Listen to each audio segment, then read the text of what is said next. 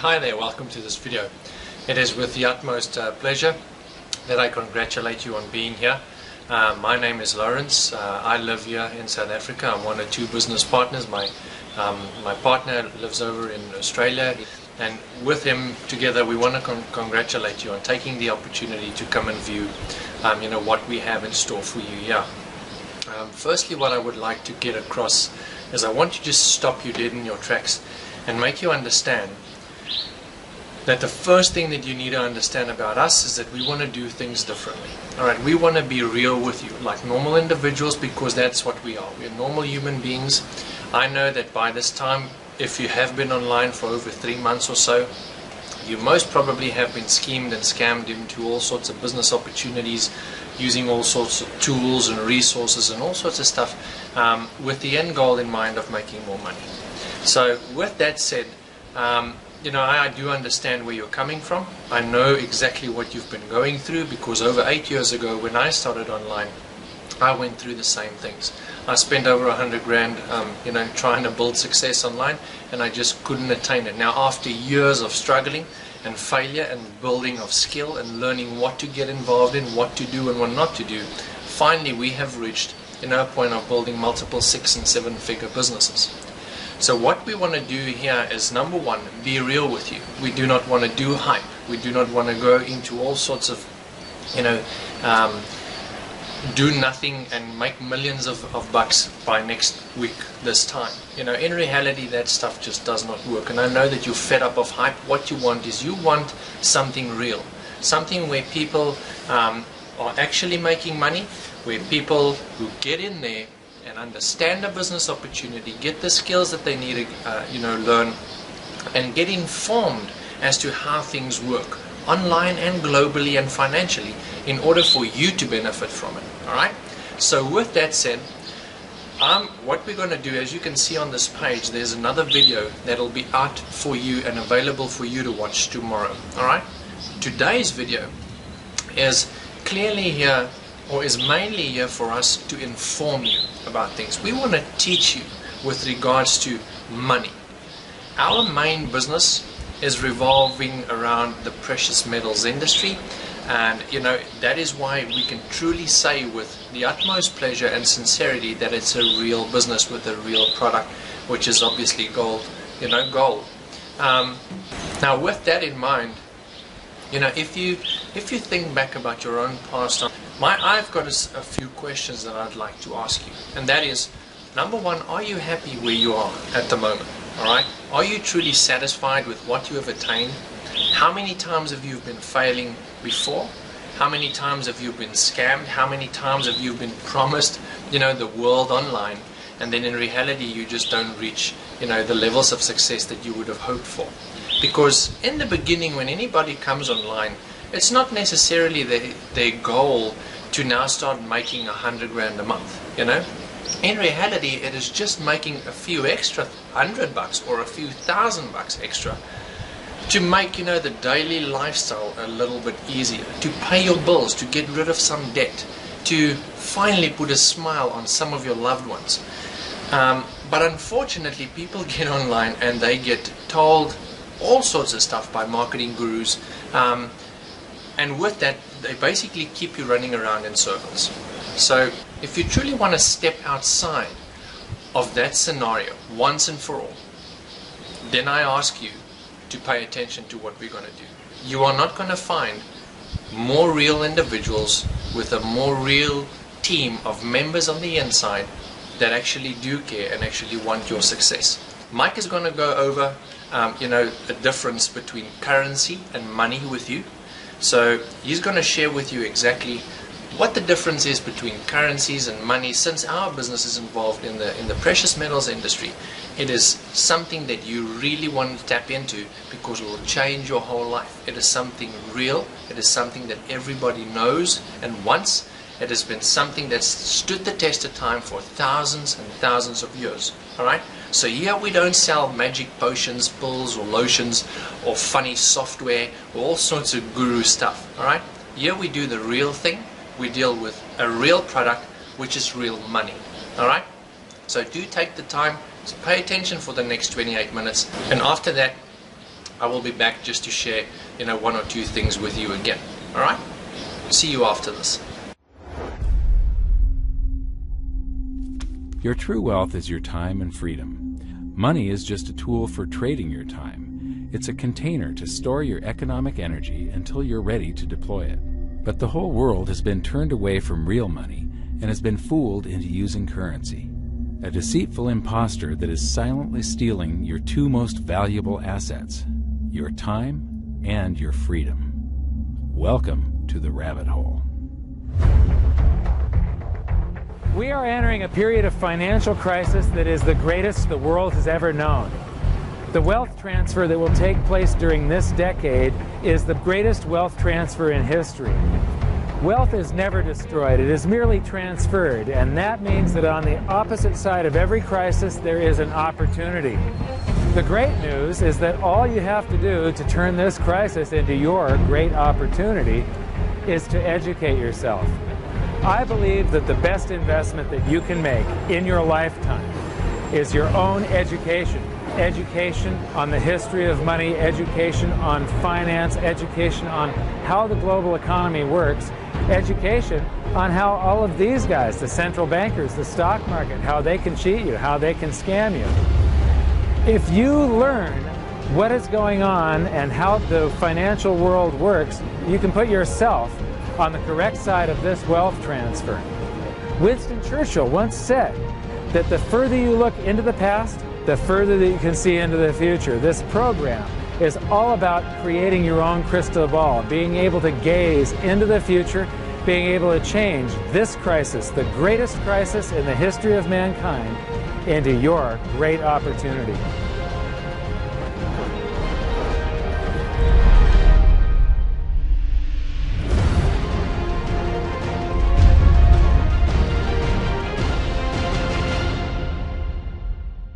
The hidden secrets of money, some of them are hidden in plain sight. They're like right in front of you.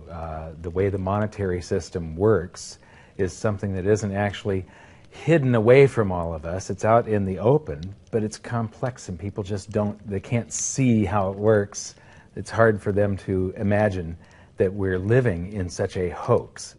Others are meant to be secret, but the truth is slowly coming out, like the Federal Reserve being a private corporation and not really part of the U.S. government. But when I started studying this, what I found was that there was no place that I could point people to where they could get it all in one spot. And so I basically decided to write my book about it and consolidate monetary history, economics, the markets, fundamentals of gold and silver. There's a lot of smoke and mirrors in economics, and I've sort of made it my job to lift the fog for people.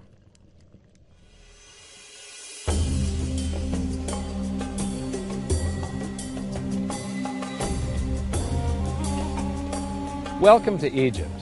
This is where it all began. Roughly 5,000 years ago, the Egyptians started using gold and silver as their predominant form of currency. But it was not yet money. The pieces of gold and silver that they were using were odd sizes and weights, odd purities, so it still was not interchangeable, where each unit is the same as the next. This meant that nothing really had a price yet. You couldn't put a price of so many coins on something because they didn't have coins yet. Trade was still difficult. It was still a guessing game when it came to the exchange of values.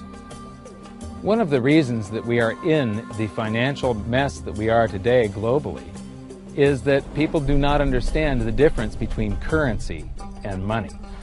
Currency is a medium of exchange, a unit of account. It is portable, durable, divisible, and something called fungible. Fungible means that each unit is the same as the next unit. A dollar in my pocket buys the same amount as a dollar in your pocket. Money is all of those things plus a store of value over a long period of time.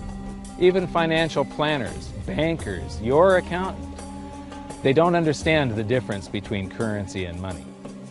The currency in your pocket is a medium of exchange.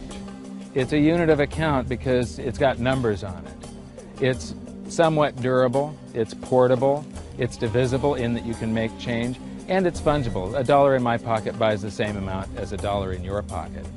But because governments can print more and more and more of it and dilute the currency supply, it's continually transferring wealth out of your pocket, out of your bank account, to the government and to the banking system. The reason that gold and silver are the optimum form of money is because of their properties. It's an easy medium of exchange because gold and silver store a large amount of value in a very small area.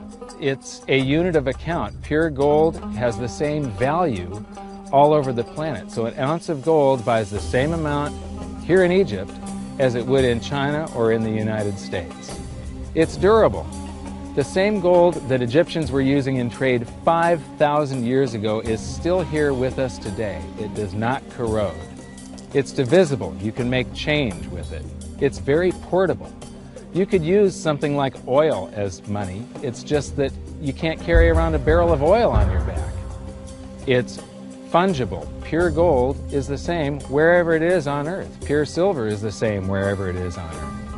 It's limited in quantity. That's the reason that it maintains its purchasing power. Governments cannot print it. Over the last 5,000 years, only gold and silver have maintained their purchasing power. There have been thousands upon thousands of fiat currencies that are unbacked by gold or silver, and they have all gone to zero. It's a 100% failure rate. Well, fiat currency, of course, is a currency that exists at the dictate or by fiat from a government. You see, they have their printing presses, and the paper money rolls off the printing presses. And then they give it the fiat designation, which makes the currency official. It's just worthless paper. But when Ben Bernanke gives it the special sign, and they have the cult meeting at the Federal Open Market Committee meetings, it suddenly becomes currency. If you look at what's really going on, it's a con game. And so there's confidence. Well, the Federal Reserve is very forthright about what they're doing. If you read their websites, they'll tell you it's a confidence game. They tell you that there's no intrinsic value in their money. They'll tell you that they print it backed by absolutely nothing. They actually display all these facts. But if you tell somebody in the public that this stuff is created out of thin air, there's no backing whatsoever, it's absolutely worthless, it's about as valuable as monopoly money, they'll look at you like you're nuts. Is there an example throughout history of a fiat currency, a piece of paper that's unbacked by anything, surviving? Short answer, no. Long answer, no. And here's why. When Addison Wiggin took over at the Daily Record, when they got cranked up, Bill Warner asked him to catalog all of the fiat currencies throughout history and what happened to each of them. Addison dutifully went to work. Within a short period of time, he had gone through the alphabet. All the fiat currencies that started with the letter A were done. They all went to zero. He was halfway through the letter B, and all the fiat currencies that started with the letter B, and there were 600 of them in just the first letter and a half of the alphabet, and every single one of them went to zero. Every one. 600 fiat currencies that start with the letter A, and half of the ones that start with the letter B are 600 of these things. Not one ever came close. You think this one, the United States dollar, is going to be the first one after all that? I don't think so. No. No currency, fiat currency, has ever survived. None. The thing about money is there actually is a fairly well accepted definition of what money is. The question is, as you apply that definition to particular things that people claim to be money, do they fit the definition? We'll just take the paper dollar, for example. How well does it perform those functions? Well, store of value. The dollar has lost 95% of its purchasing power since the creation of the Federal Reserve in 1913. So not very good as a store of value. One of the things I do is just a way to get the audience's attention is I have a slide, and there are 3 pictures on the slide. One is a pile of monopoly money. The other one is a pile of Federal Reserve notes, what Americans would call paper money. The other one is a solid gold American Eagle 1-ounce coin. And the title of the slide is, which of these is not like the other? And if you know the show Sesame Street, or you have children who watch it, it's one of the favorite vignettes in Sesame Street. And what it really is a kind of IQ test for 5-year-olds. They're supposed to look at the three things and look at characteristics and find the one that's not like the other. Well, I've shown this slide to groups of Ivy League university professors, and I've also shown it to children, kind of 5 years old, my nieces and nephews and so forth. And when the professors look at it, they say, well, clearly the dollars are not like the others, because gold has no role as money, and monopoly money is junk, and the American dollar is a store of value, so that's not like the other. But the children look at it and they say, well, the gold coin is not like the other, because the other two are just piles of paper, and the gold coin is clearly something different. So my question to the audience is, who's smarter, a 5-year-old or an Ivy League professor? Before World War I, each note that a Treasury issued would say that there have been deposited with the United States Treasury $20 in gold coin payable to the bearer upon demand. The money was in the vault. The currency was a note they gave you that was a claim check, only a claim check on the money, the same as if you go to the dry cleaners and you give them your shirt and they give you a claim check for your shirt. The value is that shirt at the dry cleaners, not the piece of paper that says that you own that shirt. So our currency that circulated was the paper US dollars, and they were claim checks on money. The next hidden secret is the difference between currency and money. Money must be a store of value and maintain its purchasing power over long periods of time. As we progress through this series, you'll learn that national currencies are really a tool used by the government and the financial sector to leech away your time and your freedom by stealing your purchasing power. So rather than storing your economic energy, currencies leak. Now compare that to the gold and silver the Egyptians were using. Like I started with, it still wasn't money because it wasn't interchangeable yet. But they were on the right track, as gold and silver have proven over thousands of years to be the ultimate store of value. Gold is only formed when a star explodes, a supernova, and it stays around forever. This is one of the properties that make it the ultimate money.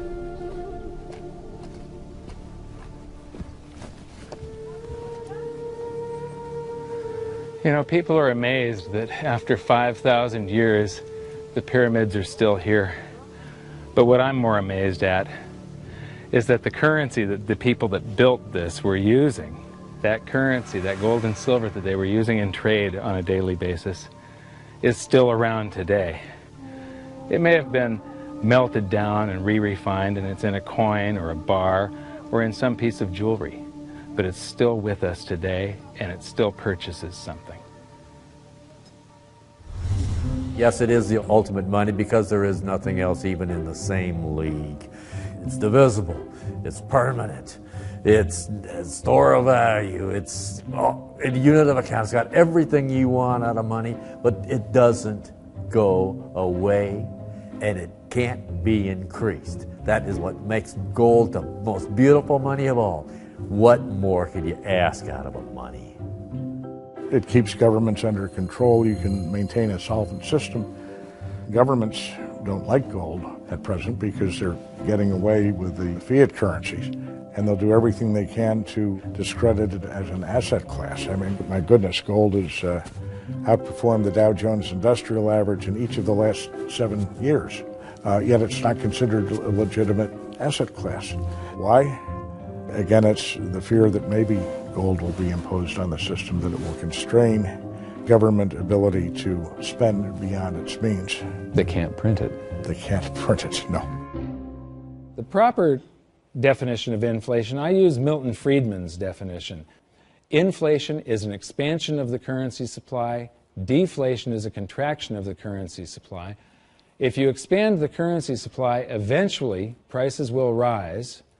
And if you contract the currency supply, eventually prices will fall. This is a pool, but it's not a pool of water. This is the currency pool. And these are prices. And if you expand the currency supply, prices like a sponge in water have to rise to suck up the excess currency. Governments never stop printing more currency and adding currency to circulation. Therefore, prices keep on going up, not because the stuff that you're trying to buy is changing.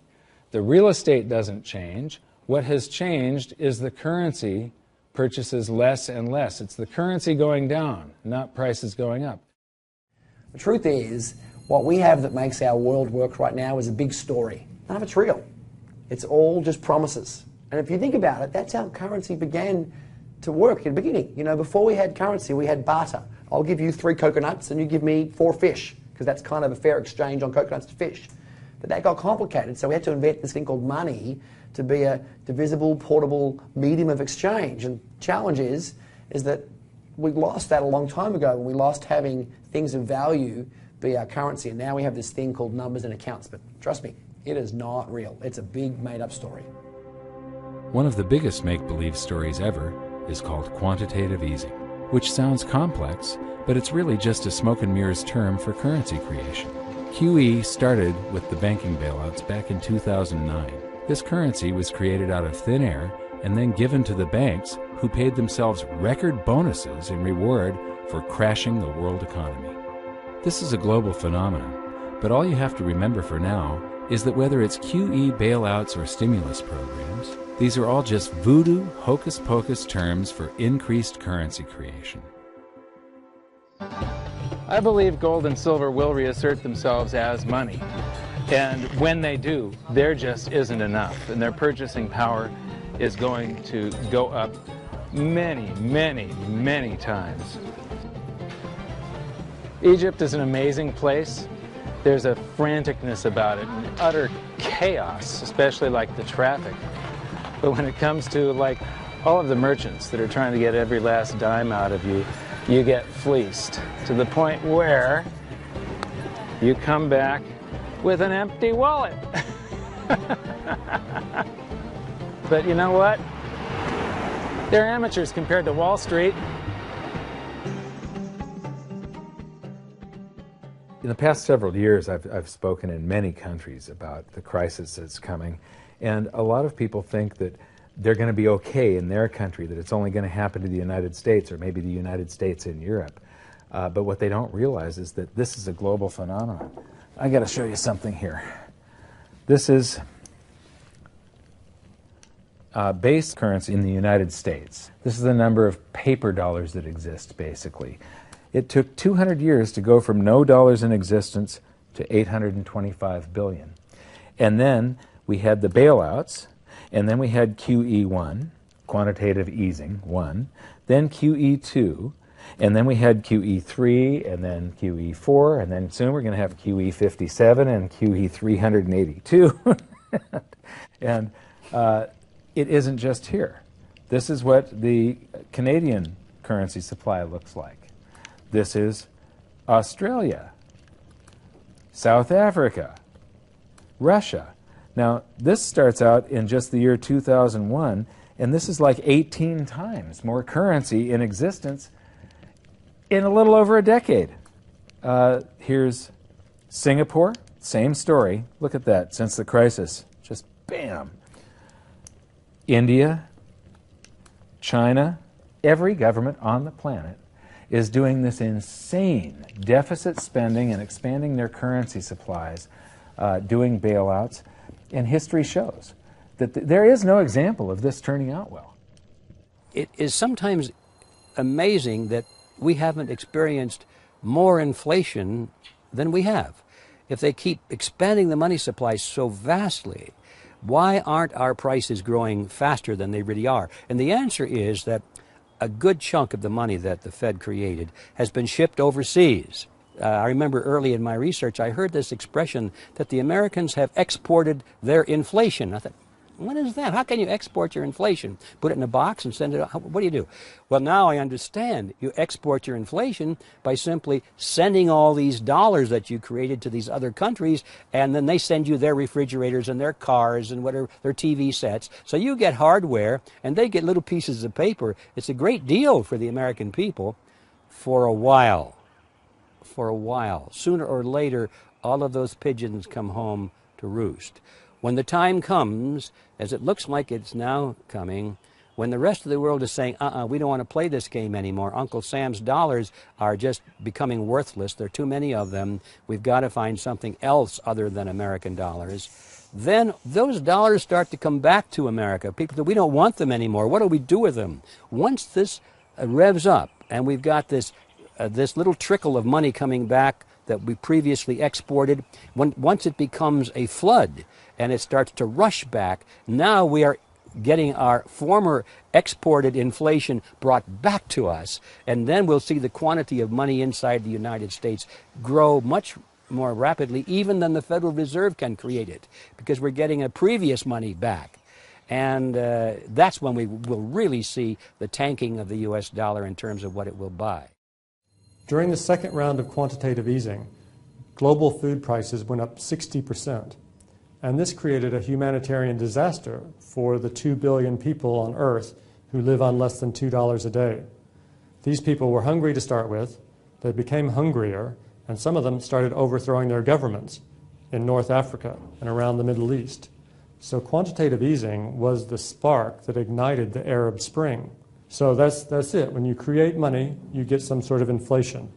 It just depends on where the inflation goes. It's all going down, down, down. Peasants are reeling from a game of coins and crowns. Given the premise that you have a permanent underclass or poor class, and how does inflation affect them disproportionately, it affects them basically in the percentage of their income that goes to food. And we see this as a ratio, and we know that there are some danger points. For example, in Egypt recently, once that ratio got to 40% of income going to food and the price of food rising due to inflation, when it got to 40%, that's historically a point where people actually stage a revolution. That's exactly what we saw. The French Revolution, similarly, was all around the price of food getting to a certain critical point where people simply, the risk-reward for revolution was favorable toward revolution. When they print it up, then it all goes down. Well, exactly right, because when you have a runaway inflation, it's punishing the very people who are most productive in society. In other words, the people that produce more than they consume and save the difference. The problem is that those productive people, the savers, save in their national currency. And unfortunately, the national currency is just a fiat piece of paper at this point. So when it's destroyed through runaway inflation, that $100,000 that you were hoping to retire on doesn't exist. And the things that you were going to buy with it and provide for others don't exist either. Now what are you going to do? So that all seems pretty scary. However, this is going to happen, and you can only play the hand that you're dealt. But the great news is that gold and silver always end up doing an accounting of the expansion of the currency supplies. Basically, the will of the public and the free markets. When governments do this kind of stuff to their currency supply, they debase it. Eventually, it comes back in inflation. People sense the loss of their purchasing power. They rush back to gold and silver, and they bid the value of the gold and silver up in the country until it meets or exceeds the value of all the currency in circulation. This is a process that's been going on over and over again throughout history, except this time it's happening on a global scale. It has never before happened in all countries at once. And that means that this is the greatest wealth transfer in history. Therefore, it's the greatest opportunity in history, and it's not going to happen again in your lifetime. So now we've learned that your true wealth is your time and your freedom. Money is a trading tool that stores the economic energy that is your time and freedom, whereas currencies leak them away. Gold and silver are the ultimate money simply because of their properties. Fiat currencies are based solely on confidence and always return to their intrinsic value of zero. Governments don't like gold because it imposes restraint. Rising prices are a symptom of an expanding currency supply, and gold and silver always account for an expanding currency supply. All right, welcome back. Hopefully you've learned a whole bunch of stuff from Mike. I mean, he's done a brilliant job of explaining the difference between, currencies and money and what's really going on in the world and where the whole world is headed. All right. So with this said, I want you to, pay attention to the stuff that you've learned today. Know that you're at the right place at the right time. This is exactly where you need to be. We are here to help you. We are here to take you by the hand and help you up out of that hole that most people find themselves in financially and pick you up. I want to tell you that if I did it without any education, all right, because I went to school until I was 16, if I can do it, you can do it. If I can go from basically where I should have been working for 40 years, stuck in a job, never being able to go on holidays, never being able to provide for my family, to the way or to the level that I wanted to, going from there to being able to travel around the globe, live in freedom, do whatever I want, whenever I want, as much as I want to tell you that you can get it done too. All right? So pay attention to your emails. Look out for tomorrow's email. That'll once again take you to the same website, and where you'll be able to see the second video where we will explain to you and share our business, reveal everything to you in a step-by-step format where you can truly understand that how quickly you can change your whole life with the right team, the right system, and the right business. Alright? So once again, I want to congratulate you for watching through this video. I'm looking forward to seeing you in the video tomorrow. Cheers.